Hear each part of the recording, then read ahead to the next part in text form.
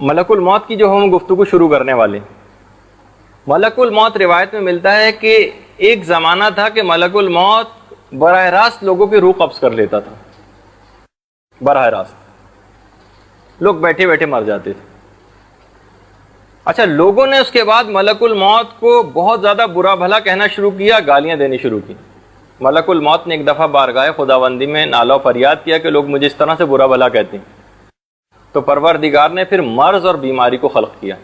اس کے بعد سے اب کبھی ایسا نہیں ہوتا کہ لوگ ملک الموت کو برا بھلا کہیں، بلکہ اب یہ کہتے ہیں فلاں شخص فلاں بیماری کی وجہ سے وفات پا گیا۔ یہ بھی ایک اس کے اندر ایک چیز ملتی۔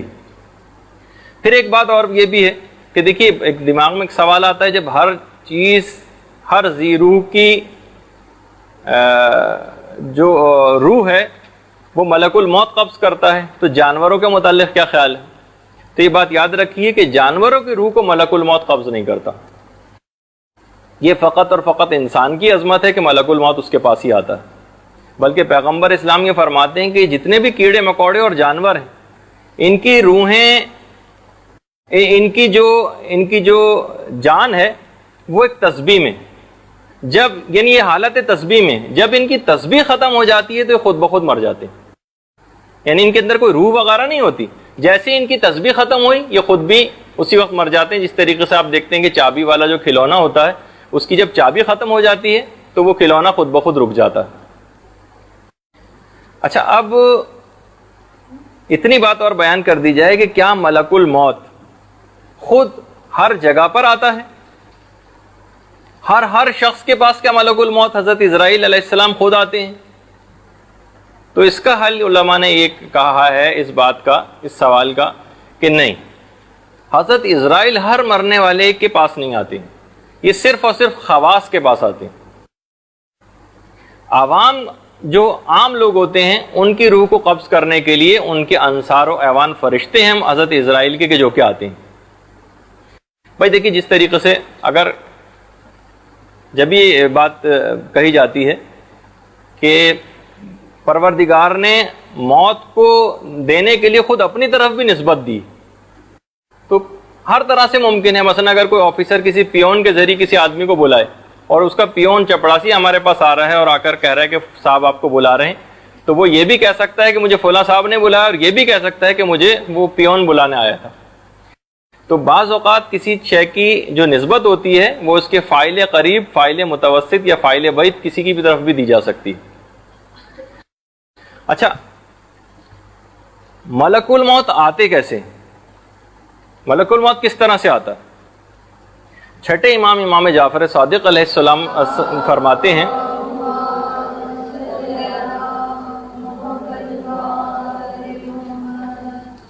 یہ بات بیان فرماتے ہیں چھٹے امام کہ جس وقت ملک الموت آتا ہے تو وہ کہتا ہے فَيَقُولُونَ السلام علیکہ یا ولی اللہ، مومن کے پاس آ کر کہتا ہے کہ آپ پر، اے ولی خدا، آپ پر ہمارا سلام ہو۔ فَإِنَّ الرَّبَّ يَقْرَؤُكَ السلام، آپ کو بشارت ہو، آپ کا پروردگار آپ کو سلام کہلوا رہا ہے۔ مذاق نہیں ہے، اب یہ آپ دیکھیے کہ یعنی مومن کے لیے ایک بات بیان ہو رہی۔ اما انہ عنک راضٍ، آپ اس بات سے آگاہ ہو جائیے کہ آپ کا پروردگار آپ سے راضی ہو گیا ہے، غیر غضبان، وہ آپ سے ناراض نہیں ہے۔ پھر آگے وہ کہتا ہے بروح و ریحان و جنت نعیم، اب آپ کو سکون، راحت اور آرام اور چین اور جنت کی بشارت ہو۔ یہ آ کر ملک الموت مومن سے آ کر کہتا ہے۔ راوی نے دیکھا کہ پیغمبر اسلام ایک میت کے پاس گئے ہیں اور میت کے قریب کہہ رہے ہیں، خطاب کر رہے ہیں ملک الموت سے کہ ملک الموت، یہ مومن ہے، اس کے لیے نرمی کرو۔ تو ملک الموت نے جواب دیا کہ پیغمبر خدا، آپ اپنی آنکھیں ٹھنڈی رکھیں اور آپ کا دل شاد ہو، میں تو ہر مرنے والے پر، ہر مومن پر نرمی کرتا ہی ہوں۔ دیکھیے، بعض اوقات یہ جو جتنا بھی ہم تذکرے سنتے ہیں نا ملک الموت کی سختی کے، یہ زیادہ تر جو ہوتے ہیں، یہ جو اس کی مختلف شکلیں ہیں اور ایک بھیانک جو روپ ہے، یہ کافروں، فاسقوں، منافقین، مشرکین، ان کے سامنے جب ملک الموت آتا ہے تو وہ والی ایک تصور ہمارے دماغ کے اندر آتا ہے۔ روایت کے اندر ایک واقعہ ملتا ہے کہ مولا کائنات ایک دفعہ شدید ترین آنکھوں کے درد کے اندر گرفتار ہوا، آشوب چشم ان کو ہو گیا تھا،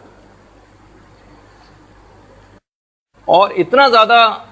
درد ہو رہا تھا کہ پیغمبر اسلام جب عیادت کے لیے آئے تھے مولا کی، تو مولا باقاعدہ درد کی شدت سے فریادیں کر رہے تھے۔ کہا کہ اے علی اتنا شدید درد؟ کہا کہ ہاں یا رسول اللہ، ساری زندگی کبھی اتنا شدید درد نہیں ہوا جتنا اس وقت ہو رہا۔ اب رسول خدا نے کہا کہ اے علی سنو،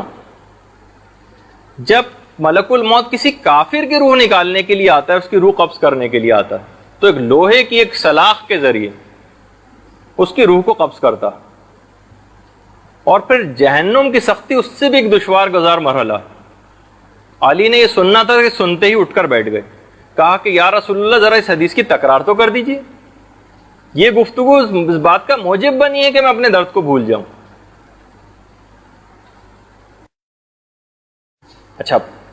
پھر اس کے بعد مولا نے کہا کہ یا رسول اللہ، کیا یہ جو آپ نے ابھی ملک الموت کی جو تفصیل سنائی ہے، کیا یہ فقط کافر سے مخصوص ہے یا آپ کی کسی امت کا کوئی فرد بھی اس میں مبتلا ہو سکتا؟ رسول اللہ نے ارشاد فرمایا ہاں اے علی، 3 افراد ایسے ہیں کہ جو اس چیز کا شکار ہو سکتے ہیں۔ نمبر 1، وہ ظالم حاکم جو اپنی رعایا کے اوپر ظلم کرتا ہو۔ اچھا، اس کے اندر وہ گھر والے ایسے افراد بھی آ سکتے ہیں، سربراہ گھر بھی ایسا آ سکتا ہے کہ جو اپنی اولاد کے اوپر ظلم کر رہا ہو یا اپنے بیوی بچوں کے اوپر کوئی ظلم کر رہا ہو۔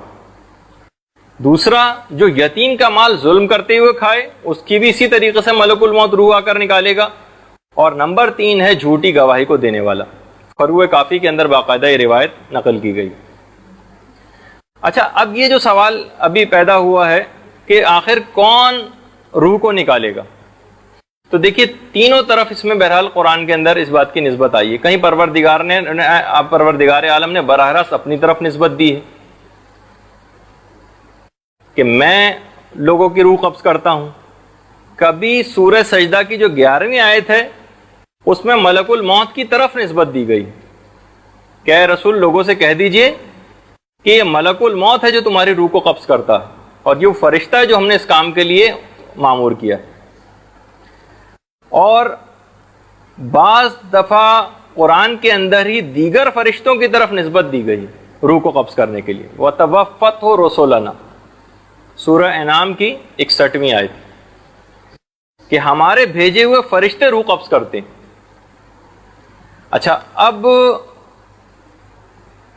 یہ بھی روایت کے اندر آئی ہے جو کہ ہمارے چھٹے امام امام جعفر صادق علیہ الصلوۃ والسلام نے چیز بیان فرمائی۔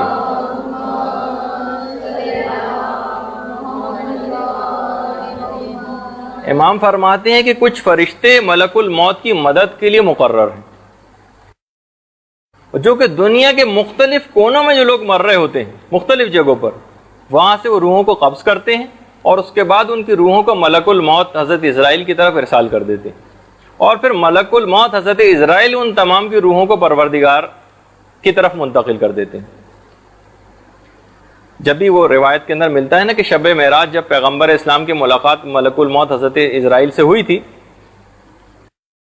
تو ان سے یہی پوچھا تھا کہ آپ آخر ایک ہی وقت میں مشرق و مغرب کے اندر لوگ مر رہے ہوتے ہیں، کس طرح سے ان کی روحوں کو قبض کرتے ہیں؟ تو ملک الموت نے کہا تھا کہ پیغمبر اسلام، میرے سامنے پوری دنیا اس طرح سے ہے جس طرح آپ کے ہاتھ میں سکہ ہوتا ہے، اس طرح سے میں پوری دنیا میرے سامنے ہوتی ہے۔ ملک الموت کی شکل کیسی ہوگی؟ ایک دفعہ اس کی بھی ایک خواہش ایک نبی خدا حضرت ابراہیم علیہ السلام کے دل کے اندر پیدا ہوئی۔ حضرت ابراہیم نے پروردگار سے دعا کی کہ پروردگار مجھے ملک الموت سے، بلکہ انہوں نے فرمائش کی کہ آپ مجھے اپنی وہ شکل دکھائیے جس سے آپ کافروں کی روح کو قبض کرتے ہیں، جس شکل کے ساتھ۔ اور اس نے کہا ملک الموت نے کہ نبی خدا آپ برداشت نہیں کر سکیں گے؟ کہا کہ نہیں، پھر بھی میں دیکھنا چاہتا ہوں۔ اب وہ جب اس شکل میں ملک الموت آئے، جب ایک کافر کی روح قبض کی جاتی ہے، بالکل ایک دیو جیسی شکل، جس کے بڑے بڑے بال، شدید ترین بدبو جسم سے آ رہی تھی، کالے کپڑے، اور منہ اور ناک سے آگ کے شعلے نکل رہے ہیں، دیکھتے ہی حضرت ابراہیم کو اتنی بھیانک شکل دیکھتے ہی غش آ گیا، اور جب ہوش میں آئے تو کہا کہ کسی فاجر شخص کے لیے کوئی اور تکلیف نہ بھی ہو تو فقط تمہاری شکل دکھایا جانا ہی بہت کافی، اور کہا اس کے بعد کہ اب تم وہ شکل بھی دکھاؤ کہ جس سے تم نیک لوگوں کی روحوں کو قبض کرتے ہو۔ تو پھر حضرت ابراہیم نے دیکھا کہ بہت ہی حسین نوجوان کی شکل میں جو نفیس قسم کے کپڑے پہنا ہوا اور بہترین قسم کی خوشبو اس کے پاس سے آ رہی ہے، ملک الموت اس شکل کے اندر آئے۔ تو اس کی شکل کو دیکھ کے بہرحال اتنا زیادہ حضرت ابراہیم خوش ہوئے کہ کہا کہ کوئی اور فرحت اگر مرنے والے کو نہ بھی ملے تو فقط تمہاری شکل ہی اس کے لیے، اس کو خوش کرنے کے لیے بہت کافی۔ حضرت سلیمان علیہ السلام کا ایک واقعہ بڑا مشہور ہے کتابوں کے اندر، بہرحال وہ ملتا ہے کہ ایک شخص ان کے پاس بیٹھا ہوا تھا آ کر، پہلے زمانے میں ملک الموت علی الاعلان بھی آیا کرتا تھا، حضرت سلیمان کے دربار میں بھی آتے تھے۔ ایک شخص بہت ہی ہانپتا کانپتا، ہونٹ اس کے زرد، کہنے لگا کہ ملک الموت نے مجھے بہت عجیب نگاہوں سے دیکھا ہے، آپ فوراً ہی ہوا آپ کے تابع ہے، آپ ہوا کو حکم دیں کہ مجھے اسی وقت ہندوستان پہنچا دے۔ حضرت سلیمان نے ہندوستان پہنچا دیا۔ دوسرے دن جب ملک الموت آیا تو کہا کہ ملک الموت تم کیوں آخر اس شخص کو اتنا زیادہ اس انداز سے گھور کے دیکھا کہ وہ سخت پریشان ہو گیا؟ تو بہرحال ملک الموت نے کہا کہ میں خود حیران تھا کہ پروردگار عالم نے کہا تھا کہ اس شخص کی روح کو ہندوستان میں قبض کر رہا ہے، میں یہ پریشان تھا کہ آخر اتنی جلدی ہندوستان کیسے پہنچے گا۔ تو اس انداز سے ملک الموت، بہرحال کسی بھی جگہ انسان ہو وہاں ملک الموت پہنچ جائے گا۔ دیکھیے جب بھی آپ ملک الموت کو دیکھیں گی، ایک مومن کی جو خصوصیت، بہرحال قرآن کے اندر بھی جو چیز بیان ہوئی ہے، اس وقت انسان بہت زیادہ چلانا شروع کرے گا، بہت زیادہ چلانا شروع کرے گا اور کہے گا کہ پروردگار تو مجھے واپس دنیا میں بھیج دے۔ وہ جیسے میں نے آیت پہلے بھی پیش کی تھی، فیما ترک تو، تاکہ میں اپنے چھوٹے گئے کاموں کا ازالہ کر سکوں۔ پروردگار میں اپنی نمازیں پڑھ سکوں، میں اپنے روزے قضا رکھ لوں، میں کفارے ادا کر دوں۔ عورتیں ہوں گی تو مثلا کہیں گی کہ پروردگار اب میں کبھی بے پردہ حالات میں گھر سے باہر نہیں جاؤں گی، میں کبھی بغیر موزے کے گھر سے باہر نہیں نکلوں گی، میں مکمل مثلا پردہ کروں گی، میں اپنی تمام زائد چیزیں غریبوں میں تقسیم کر دوں گی۔ لیکن اس وقت ملک الموت کا جواب نفی میں ہوگا۔ خاص طور پر علماء نے لکھا ہے کہ یہ جو نالہ و فریاد ملک الموت کی شکل کو دیکھتے ہی لوگوں کی ہوگی، یہ خاص طور پر ان افراد کے لیے ہوگی جو اسلامی ٹیکس، واجبات، خاص طور پر خمس اور زکوٰۃ وغیرہ ادا نہیں کرتے، ان کے لیے علی الخصوص یہ والی بات ہوگی۔ اور وہ جو سورہ نحل کی جو 27ویں آیت تھی، کُنَّا نَعْمَلُ مِنْ سُوءٍ، فوراً ہی آپ کہیں گے ملک الموت کو دیکھ کر ہی کہ نہیں ہم نے کوئی غلط کام نہیں کیے، تو جواب ملے گا ملک الموت کی طرف سے کہ ان اللہ علیم بما کنتم تعلمون، تمہارے کرتوتوں سے تو پروردگار بخوبی واقف ہے۔ اچھا، اب جس شخص نے بھی، دیکھیے یہ بھی علماء نے لکھا ہے کہ جس نے اپنی پوری زندگی جھوٹ اور ہیلا بازی کے اندر گزاری ہو، وہ مرتے وقت بھی فرشتوں سے بھی غلط بیانی کرے گا، نہیں میں نے کچھ نہیں کیا۔ فرشتے یہی تو کہیں گے نا کہ جب کچھ نہیں کیا تو یہ لاکھوں غیبتیں، یہ لاکھوں الزامات، یہ اتنی لاکھوں لڑائیاں ایک دوسرے کے خلاف، یہ سوء ظنی اور یہ ساری چیزیں آپ کے سامنے پیش کر دیں گے، لڑائی جھگڑے، کہ یہ پھر کیا چیزیں۔ خیر، پھر اس کے بعد ملتا ہے قرآنی آیت بھی ہے، والملائکۃ باسطوا بایدیہم، ملک الموت اپنے ہاتھوں کو آگے بڑھائیں گے، بس اب بہت ہو گیا، اخرجوا انفسکم، سورہ انعام کی جو آیت نمبر 92 ہے، 92، بس اب اپنی جان چھوڑ دو۔ اچھا، بعض اوقات ہم نے یہ بھی دیکھا کہ خالی صرف یہی نہیں ہوگا کہ وہ آیا ملک الموت اور صرف بس آپ کی روح قبض کر لی، بلکہ کچھ اور باتیں بھی ہوں گی ملک الموت سے۔ چند ایک کی طرف تو قرآن نے اشارہ کیا، خاص طور پر ان افراد کے لیے جو کہ کافر ملکوں کے اندر جنہوں نے رہائش اختیار کی دنیاوی لذتوں کے اور آرام کے لیے، اور اس کے بعد دنیاوی لذت و آرام وغیرہ کے لیے، اور اس کے بعد انہوں نے اپنی پوری زندگی اور اپنی اولادوں کو بھی وہاں جا کر بگاڑ دیا۔ سورہ نساء کی آیت نمبر 67 کہ جب ان کی طرف سے بہت زیادہ فرشتوں کے ساتھ ان کا وہ مکالمہ ہو جائے گا کہ جب کہ بھائی تم نے ایسی زندگی آخر کیوں گزاری، ایسی جگہ جا کر کیوں رہے، جب وہ اس کا عذر پیش کریں گے کہ پروردگار ہم کیا کرتے ہیں، ہم ایسی جگہ پہ جا کر پھنس گئے تھے، وہاں پہ جا کے ہمیں ان گناہوں کے اندر گرفتار ہونا ہی تھا، تو اس وقت فرشتے مخاطب ہو کر کہیں گے اس مرنے والے سے فَتُهَاجِرُوا فِيهِمَا، کیا زمین پروردگار اتنی بڑی نہیں تھی، اتنی وسیع نہ تھی کہ تم کسی اور جگہ ہجرت کر جاتے؟ تمہارے لیے کیا ضروری تھا کہ معمولی سی آسائشوں کے لیے تم نے اپنے دین اور ایمان کو فروخت کر دیا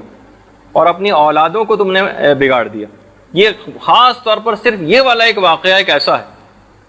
کہ جو کہ ان یعنی ملک الموت سے جو مکالمے ہو رہے ہیں وقت انتقال، اس کے اندر بھی یہی بات آ رہی ہے۔ پھر اس کے بعد جو قبض روح کی مختلف جو کیفیات بہرحال قرآن کے اندر ذکر ہوئی ہیں، اذا بلغت التراقی، روح بدن سے کھنچ کر بالکل گلے میں آ جائے گی۔ وقیل من راق، اس وقت یہ ہوگا کہ کون ہے جو تمہیں موت سے نجات دلا دے؟ ہے کوئی ڈاکٹر، ہے کوئی دوا ایسی کہ جو تمہیں موت سے نجات دلا سکے؟ وَظَنَّهُ أَنَّهُ الْفَرَاقُ، انسان اس بات کو بخوبی جان لیتا ہے کہ نہیں، بس اب ان سب چیزوں سے جدائی کا وقت آ گیا۔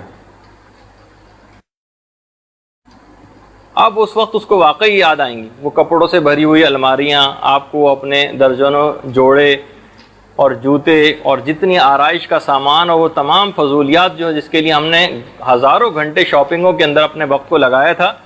وَظَنَّهُ أَنَّهُ الْفَرَاقُ، اب اس کو پتہ چل جائے گا کہ اب وہ واقعی وہ وقت آ گیا کہ اب ان سب چیزوں کو چھوڑ کر جانا ہے۔ وَالْتَفَتِ السَّاقُ بِالسَّاقِ، روح نکلنے کے جو سورہ قیامت کی جو 26ویں آیت سے شروع ہو رہی، روح نکلنے کے باعث پنڈلی سے پنڈلی چپک جائے گی، اور اس دنیا سے جو جدائی کا غم ہے اور دوسری دنیا کے اندر جو جانے کا ایک خیال ہے وہ کسی بھی دنیا دار کو بالکل پریشان کر دے گا، باعث تکلیف ہو جائے گا۔ اس وقت ملک الموت کا بھی ایک خطاب ہوگا مومن سے، ملک الموت کا بھی مومن سے ایک خطاب ہوگا۔ لوگ آتے ہیں ہمارے چھٹے امام کے پاس اور آ کر یہ بات بیان کرتے ہیں کہ مولا ہم لوگ موت سے بہت زیادہ ڈرتے ہیں کہ کس طریقے سے مثلا ہماری موت واقع ہوگی۔ تو امام نے فرمایا کہ دیکھو، امام نے خوشخبری دی کہ جب ہمارا کوئی شیعہ کا وقت انتقال قریب آتا ہے اور وہ جب ڈر رہا ہوتا ہے تو ملک الموت اس وقت اس سے کہتا ہے کہ ذرا آنکھیں اٹھا کر دیکھو، آنکھیں کھول کر دیکھو، تو جب اس کو انوار طیبہ نظر آتی، خاص طور پر جو ائمہ اور معصومین علیہم السلام، تو ان کی زیارت کرنے کے بعد مومن فرشتوں سے ریکویسٹ کرتا ہے، درخواست کرتا ہے کہ اب میری روح کو بہت جلدی قبض کر لو تاکہ میں جلد از جلد ان کے جوار میں پہنچ سکوں۔ اچھا، اس کے خاص مفہوم ہے جو انشاءاللہ ہم اگلی نشست کے اندر اس کا ارادہ ہے کہ بیان کریں گے کہ اپنی آنکھیں کھولو۔ اس کا ایک خاص ہے کہ کیا وہاں پہ مومن نے مثلا آنکھیں کیا بند کی ہوئی ہوں گی؟ نہیں، ایک خاص اس کی وجہ ہے کہ امام نے یہ چیز کیوں کہی۔ اس موقع پر خاص طور پر شہید دست غیب شیرازی نے لکھا کہ وہ تمام افراد کی جنہوں نے ساری زندگی یا حسین کہا ہو اور جنہوں نے ساری زندگی امام بارگاہوں کے اندر جو لوگ جاتے رہے ہوں، آخری وقت میں کیسے ممکن ہے کہ یہ تمام معصومین اس کو اس حالت کے اندر تنہا چھوڑ دیں؟ وہ یقیناً اس کو جس نے ساری زندگی ان کا نام لیا ہو ان کے پاس وہ ضرور آئیں گے اور ان کو اپنے ساتھ لے کر جائیں گے۔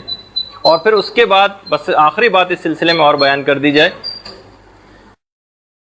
کہ جس وقت قبض روح ہو جائے گا اور فرشتہ، اگرچہ اس کی تھوڑی سی کیفیت باقی ہیں جو انشاءاللہ اگلی نشست میں بیان کریں گے، اس وقت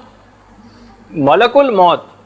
آپ جب لوگ رونے چلانے لگیں گے اعزاء و اقربا، اس وقت ملک الموت آپ کے گھر کے دروازے کو پکڑ کر کھڑا ہو جائے گا اور کہے گا بخدا نہ تو میں نے اس کی روزی کھائی ہے نہ اس کی عمر کو کم کیا ہے، اور میں تمہارے گھر آئندہ بھی اسی طریقے سے آتا رہوں گا، یہاں تک کہ میں تم میں سے کسی ایک کو بھی زندہ نہ چھوڑوں گا۔ روایات میں ملتا ہے کہ اگر لوگ ملک الموت کی اس گفتگو کو اپنے کانوں سے سن لیں تو اپنے مردوں کو رونا بھول جائیں اور اپنی حالت زار کے اوپر آنسو بہانے لگے۔ برحمتک یا ارحم الراحمین وصلی اللہ علی محمد وآلہ الطاہرین۔